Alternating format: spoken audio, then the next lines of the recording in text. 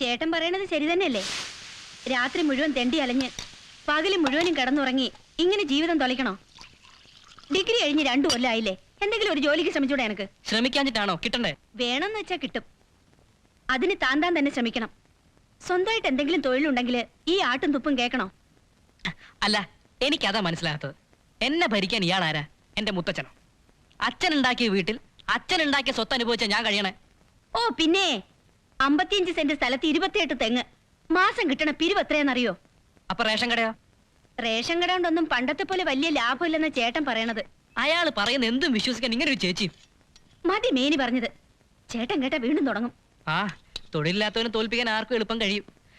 എല്ലാം സഹിച്ചല്ലേ പറ്റൂ. പക്ഷെ പ്രതികരിക്കും ഒരിക്കൽ.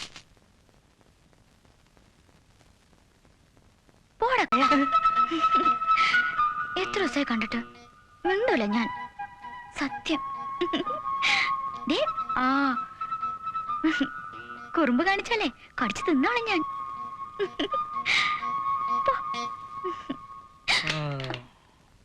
നിനക്കെന്താ വട്ട് പിടിച്ചോ? കാലത്ത് നേതവനോടാണടി കുഞ്ചി കൊടിയുന്നത്. ഞാൻ കണ്ണാടിയിൽ നോക്കിയതാ. ആരാടി കണ്ണാടിയില്? കണ്ണാടിയിലോ? സത്യം പറയടി, ആരാണവൻ? ആര്? ഓഹോ, കണ്ണാടിയിലുള്ളവനെ നിനക്ക് അറിയില്ലല്ലേ? കുഞ്ചോട്ടൻ എന്തായി പറയണേ? ചേച്ചി വേണ്ട, വേഷം കെട്ടില് വേണ്ട.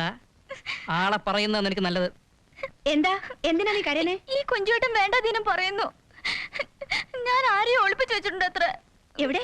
ഈ മുറിയിലോ? അല്ല, ഈ കണ്ണാടിയില്. കണ്ണാടിയിലോ? എന്താടാ നീ പറയണേ? നിനക്ക് ഭ്രാന്ത് പിടിച്ചോ? അതെ, താമസിയാതെ എനിക്ക് ഭ്രാന്ത് പിടിക്കും. പിടിക്കാനൊന്നുമില്ലല്ലോ, ഇപ്പൊ തന്നെ ഉണ്ടല്ലോ.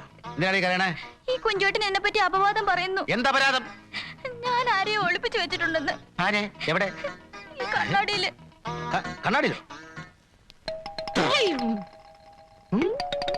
ഓ, ഞാനാ. ആ, സ്വന്തം പെങ്ങളെ പറ്റി അപവാദം പറയുന്നോടാ. ഇനി കൊച്ചിന്റെ ഒരു തുള്ളി കണ്ണീര് ഈ മുറി വീണാൽ കൊന്നുകളയും ഞാൻ. അച്ചി വീട്ടിൽ കിടന്ന് അച്ഛനാവാൻ ശ്രമിക്കുന്നോടാ പട്ടി.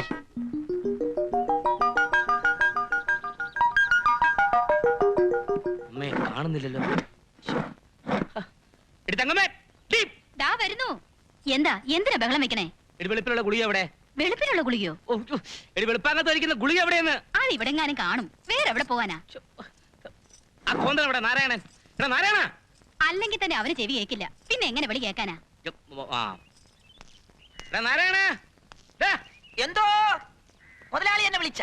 വിളിച്ചു. ഞാൻ വിചാരിച്ചു വിളിച്ചെന്ന്. ദൈവമേ, മുതലാളി മാഞ്ഞു പോയാ? നിന്റെ കുറച്ചെങ്കിലും കേൾക്കുന്ന കാതേതാ?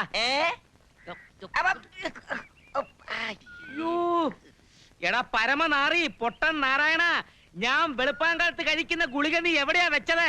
ആ ചുവന്ന ഗുളികയല്ലേ? അതെ, അത് ഞാൻ കഴിച്ചു. വെളുപ്പിലെന്ന് എഴുതി കണ്ടപ്പോ ശരീരം വെളുക്കാനാന്ന് കരുതി ഞാൻ അതെടുത്ത് ഇങ്ങോട്ട് കഴിച്ചു. എന്റെ പറശ്ശിനിക്കടവ് മുത്തപ്പ, ഇങ്ങനൊരു കഴുതയാണല്ലോ നീ എനിക്ക് വേലക്കാരനായി തന്നത്. പറയണെങ്കി പറയാ, എനിക്ക് പോയിട്ട് വേറെ പണിയുണ്ട്. എടാ, ആരാന്ന് നോക്കിട്ട് അതിനെ പറ്റിയെ പിടിച്ച് കെട്ടിയിരേ. എന്തേ?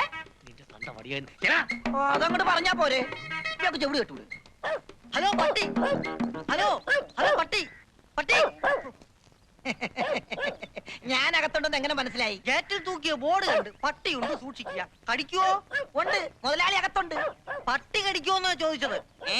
പട്ടി പട്ടി പട്ടി കടിക്കുവോന്ന്? ഇല്ല, ചുംബിക്കും. തന്റെ കാര്യമല്ല, പാലുള്ളതിന്റേതാ. പാലില്ലാത്ത മറ്റൊരെണ്ണം കൂടി ഉണ്ടല്ലോ. എവിടെ? ഗോവാലൻ. എന്താണ് എത്ര കിളിക്കാൻ? അല്ല, ഞങ്ങൾ ഈ വാലിന്റെ കാര്യത്തെ കുറിച്ച് ചർച്ച ചെയ്യായിരുന്നു. വാലിന്റെ കാര്യോ? അല്ല, അത് പിന്നെ നമ്മൾ മനുഷ്യർക്ക് വാലില്ലാത്തത് വലിയ സൗകര്യമായി എന്ന് പറയായിരുന്നു. പിന്നെ വലിയ സൗകര്യമല്ലേ, ഈ കളസമൊക്കെ വലിച്ച് കേറ്റാമല്ലോ. എന്താ വന്നേ? കഴിഞ്ഞ ആഴ്ച വന്നിരുന്നു. I am Vishalakshan, field officer from. മനസ്സിലായി മനസ്സിലായി. ഇയർലെസ് അല്ലേ? യെസ്. ഒരു കാരണവശാൽ തന്റെ കുന്ത്രാണത്തിൽ ചേരേണ്ടതാ വക്കീല് പറഞ്ഞിരിക്കണേ. വിവരവും വിദ്യാഭ്യാസവും ഉള്ളവനാ വക്കീല്. അയാൾ ഇങ്ങനെ പറഞ്ഞാൽ ഇതിൽ എന്തെങ്കിലും കുരുക്ക് കാണാതിരിക്കില്ല. ആരെങ്കിലും എന്തെങ്കിലും പരദൂഷണം പറഞ്ഞു എന്ന് കരുതി മുതലാളി പെട്ടെന്ന് ഇങ്ങനെ വേണ്ട എന്നൊരു തീരുമാനം എടുക്കരുത്. ഫോർ എക്സാമ്പിൾ, നമ്മുടെ ഏറ്റവും ആകർഷകമായ ഒരു സ്കീമിൽ ചേർന്നാൽ മുതലാളിക്ക് കിട്ടുന്ന ലാഭം ലക്ഷവും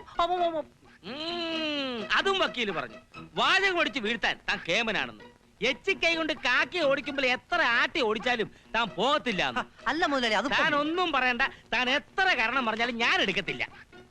100 കൂട്ടം ജോലിയുണ്ട്. മില്ലിൽ പോണം, ടൗണിൽ പോണം. ഇപ്പൊ തന്നെ സമയം ഒരുപാടായി.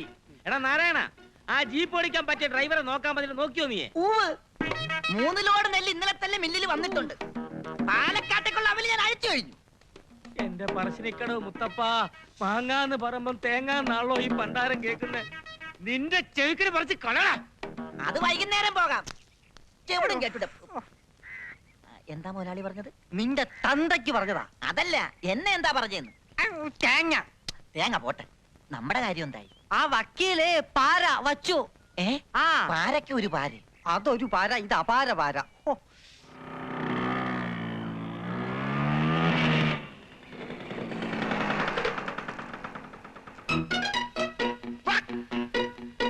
കൊള്ളാം.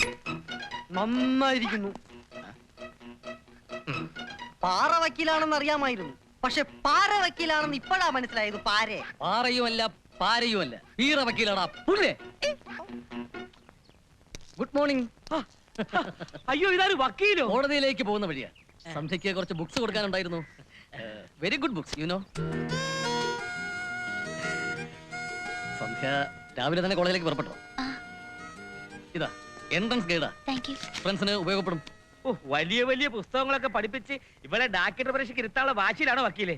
എനിക്ക് നഷ്ടമായത് സന്ധ്യയെങ്കിലും നേടട്ടെ. വലിയൊരു ഡോക്ടർ ആക്കണമെന്നായിരുന്നു അച്ഛൻ ആഗ്രഹിച്ചത്. പക്ഷെ വിധി എന്നെ ഒരു അഡ്വക്കേറ്റ് ആക്കി മാറ്റിക്കളഞ്ഞു. അല്ല, ഈ വക്കീല് പണി അത്ര മോശം പണിയൊന്നും അല്ലല്ലോ. ഹേയ്, മോശമൊന്നുമല്ല. വക്കീൽ പണി മോശമല്ല, പക്ഷെ പാരപ്പണി മോശമാണ്. എന്റെ ദൈവമേ, ഇവൻ ഇനി പോയില്ലേ? പോകാം, പോകാൻ തന്നെയാണല്ലോ വന്നത്. പാർക്കലാം.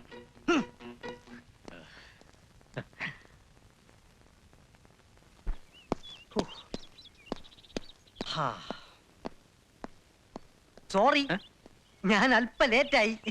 സാരല്ല, ഞാൻ തന്നെ അങ്ങ് തുടങ്ങി. ഇക്കണക്കിന് പോയാ ചിലപ്പോ ഇത് തന്നെ തൊഴിലാക്കേണ്ടി വരും. പാര, അസൽ പാര, വക്കീൽ പാര. അതെ, ഗോപാലൻ മുതലാളിയുടെ വീട്ടിലെ നിത്യസന്ദർശകനായ വക്കീൽ സന്ധ്യയെ ദത്തെടുക്കാൻ തയ്യാറായിരിക്കുന്നു. താൻ എന്തായി പറയുന്നത്? അതേടാ, എന്റെ ഈ തൊഴിൽ സത്യമായിട്ട് ഞാൻ എന്റെ കണ്ണുകൊണ്ട് കണ്ടതാ. എന്തുകൊണ്ടു? ഒരു കെട്ട് പുസ്തകങ്ങളുമായി അയാൾ അവളെ കാണാൻ വന്നു. ആ കറുത്ത കോട്ടിട്ട കാട്ടാളൻ അവൾക്ക് നൽകിയ പുസ്തകങ്ങളുടെ താളുകൾക്കിടയിൽ ഒരു പ്രേമലേഖനം ഒളിപ്പിച്ചിട്ടില്ലെന്ന് എങ്ങനെ വിശ്വസിക്കും? മുരളി, അനുഭവത്തിൽ നിന്നാണ് ഞാനിത് പറയുന്നത്. നിറഞ്ഞ വെടിമരുന്നുകൾക്കരികിൽ ഒരു മുറി വീടി കൊളുത്താൻ പോലും തീപ്പട്ടി ഉരസാൻ ആരെ അനുവദിക്കരുത്. കംപ്ലീറ്റ് കത്തിപ്പോവും.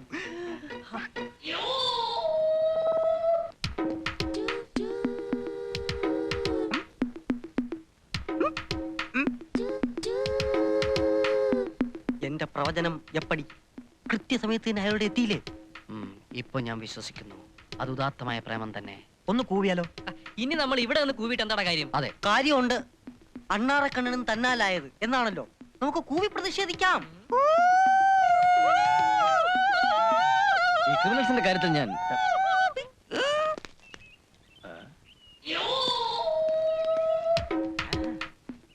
പാര വക്കീലെ പഞ്ചാരയടി നിർത്തടാ, പാര വക്കീലെ പഞ്ചാരടി നിർത്തടാ.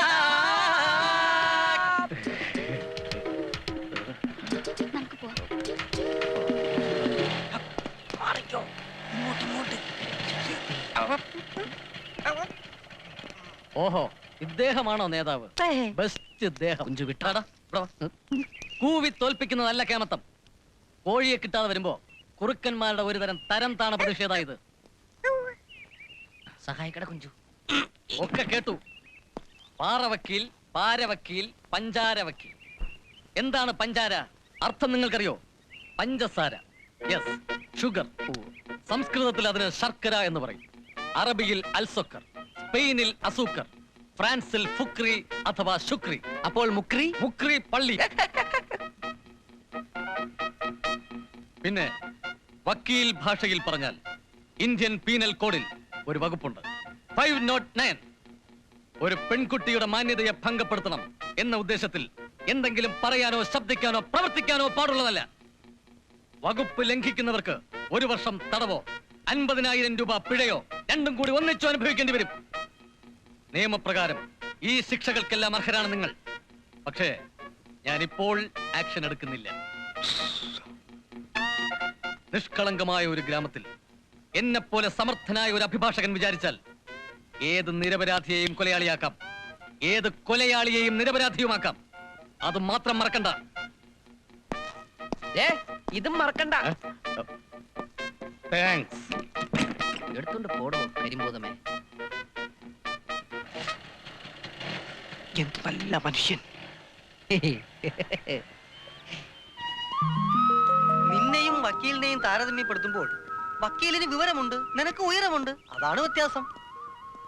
ഞാൻ കരുതിയതുപോലെ അത്ര നിസാരനല്ല രാധാകൃഷ്ണൻ വക്കീൽ. എന്തായാലും നമുക്കൊരു തീരുമാനത്തിലെത്താം. വക്കീലിനെ നേരിൽ ചെന്ന് കാണാം. ബാർ കൗൺസിൽ ഓഫ് ഇന്ത്യയുടെ 12,222 പേജുള്ള ആ തടിച്ച നിയമപുസ്തകം ഉദ്ധരിച്ചാൽ എന്റെ നിർവചനം കോടതിയുടെ മാന്യത പരിപാലിക്കേണ്ട ഉത്തരവാദപ്പെട്ട ഒരു ഉദ്യോഗസ്ഥൻ എന്നാണ്.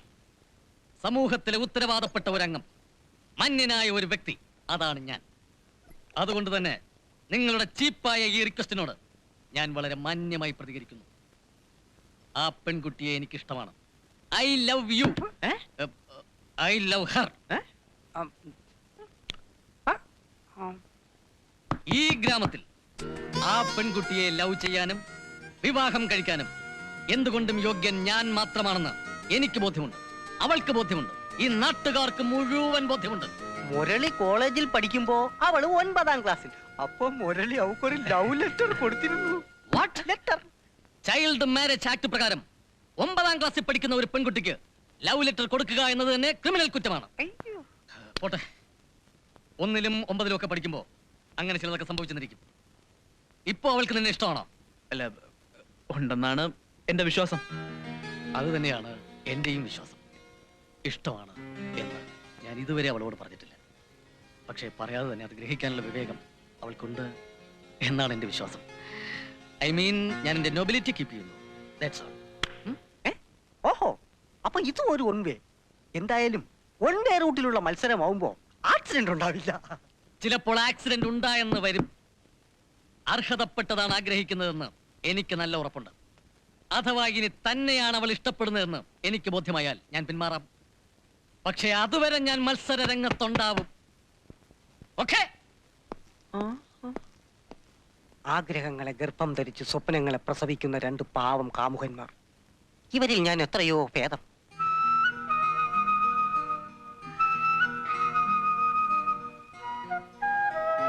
ഞാൻ നിന്നെ സ്നേഹിക്കുന്നു. നിന്റെ അച്ചേട്ടനെയും ചേച്ചിയും ബഹുമാനിക്കുന്നു. നിന്റെ കുഞ്ചേട്ടനെ ഭയപ്പെടുന്നു. കുഞ്ചോട്ടന് സംശയമുണ്ട്. ദിവ്യമായ പ്രേമത്തെക്കുറിച്ച് നിന്റെ കുഞ്ചേട്ടന് ഒന്നും അറിയില്ല. അവൻ ശിശു.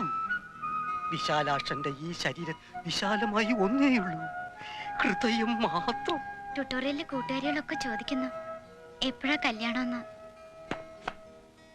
ഫീൽഡ് ഓഫീസർ പോസ്റ്റിൽ നിന്നും എനിക്ക് പ്രമോഷൻ കിട്ടും. പിന്നെ നമ്മുടെ വിവാഹം. ചേച്ചിയുടെ വിവാഹം 16ാം വയസ്സിലാ കഴിഞ്ഞത്. നിന്നെ ഞാൻ 18ൽ കെട്ടും. അപ്പോഴവൻ ഞെട്ടും. അതുവരെ നമുക്ക് ഇങ്ങനെ പ്രേമിച്ചു സല്ലപിക്കാം. എന്തേ? അയ്യോ, പതുക്കെ പറ. ചേച്ചിയും ചേട്ടനും അകത്തുണ്ട്. ഓക്കേ. എനിക്കാകെ പേടിയാവുന്നു. ആ കുഞ്ചിച്ചക്കനെ ഞാൻ ഇങ്ങോട്ട് വന്നാ പിന്നെ അത് മതി ഇനി ഒരു ബഹളത്തിന്. ദേ, ഒന്ന് ചെന്നാ പെണ്ണിനോട് ഇങ്ങോട്ട് വരാൻ പറയൂ. എന്താ നിന്റെ അനിയത്തിയെ കെട്ടിക്കാനുള്ള പണം കൊച്ചനെയും സമ്പാദിച്ചു വെച്ചിട്ടുണ്ടോ? എന്നാലും പ്രായമായ പെണ്ണിനെ ഇങ്ങനെ പ്രേമിക്കാൻ വിട്ടാ? എടി, ഈ ബന്ധം ഒരു ഭാഗ്യമാണെന്ന് വിചാരിച്ചാ മതി. അവൻ ആരാന്നറിയാം നിനക്ക്? Officer, field officer, FO. എന്തായാലും വത്സലയ്ക്ക് ചേർന്ന ബന്ധമൊന്നും അല്ല. ഒരുമാതിരി കൊക്കിനെ പോലെ. അല്ല, എല്ലാവർക്കും എന്നെ പോലുള്ള ഭർത്താക്കന്മാരെ കിട്ടുവടി. ഓ പിന്നെ എടി, ഈ വിവാഹം ഒരു ഭാഗ്യമാണ്, അതിലേറെ ബാധ്യതയും. ഏത് ചെറുകിടക്കാരനെയും വൻ കടക്കാരനാക്കുന്ന ഒരു പ്രസ്ഥാനം കൂടിയാണ് ഈ വിവാഹം. You understand? എല്ലാം തികഞ്ഞവനായിരിക്കണം നിന്റെ ഭാവി വരണമെന്ന് എനിക്ക് നിർബന്ധമുണ്ടായിരുന്നു. അതുകൊണ്ട് ഞാൻ എല്ലാം തികച്ചു. എനിക്കിപ്പോ സാഹിത്യം അറിയാം. ഞാനല്പ സാഹിത്യം വായിക്കട്ടെ. നമുക്ക് അകത്തളങ്ങളിൽ എവിടെയെങ്കിലും ചേക്കേറാം. വരൂ. പ്രാം. പ്രാം. പ്രാണ പ്രാണപ്രിയേ. ചാരുലതേ, ചഞ്ചല ഹൃദയേ കോമളാങ്കി കോമള അങ്കി നീ എന്റെ വത്സേ വത്സലേ വത്സലേ ഓ വത്സലേ വത്സലേ നിന്റെ പൂങ്കവളിൽ ചുടുചുംബനങ്ങൾ കൊണ്ട് പാദമുദ്രകൾ അർപ്പിച്ചാൽ നീ എനിക്ക് എന്തു തരും പ്രിയേ? പറയൂ പറയൂ. ചെരുപ്പ് കൊണ്ട് മുദ്ര പതിപ്പിച്ച് നിന്റെ മോന്നര ഷേപ്പ് ചെയ്യാൻ മഞ്ഞ പട്ടി. എടാ എലുമ്പേ, നിനക്ക് എന്റെ പെങ്ങളെ തന്നെ പ്രേമിക്കണോടാ? അല്ലാതെ എന്റെ പെങ്ങളെ എനിക്ക് പ്രേമിക്കാൻ പറ്റുമോ? ഉത്തരം പറയുന്നോടാ. എന്ത് ധൈര്യത്തിലാടാ നീ ഇവിടെ കയറി വന്നത്? ഏത് പട്ടിയാടാ നിന്നെ ഇവിടെ സ്വീകരിച്ചിരുത്തിയത്? ഞാനാ ഇതേ.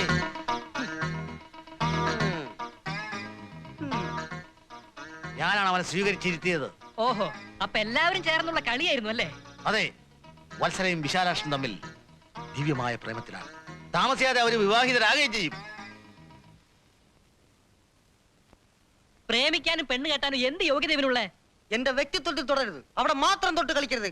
നിന്നേക്കാൾ യോഗ്യത അവനുണ്ട്.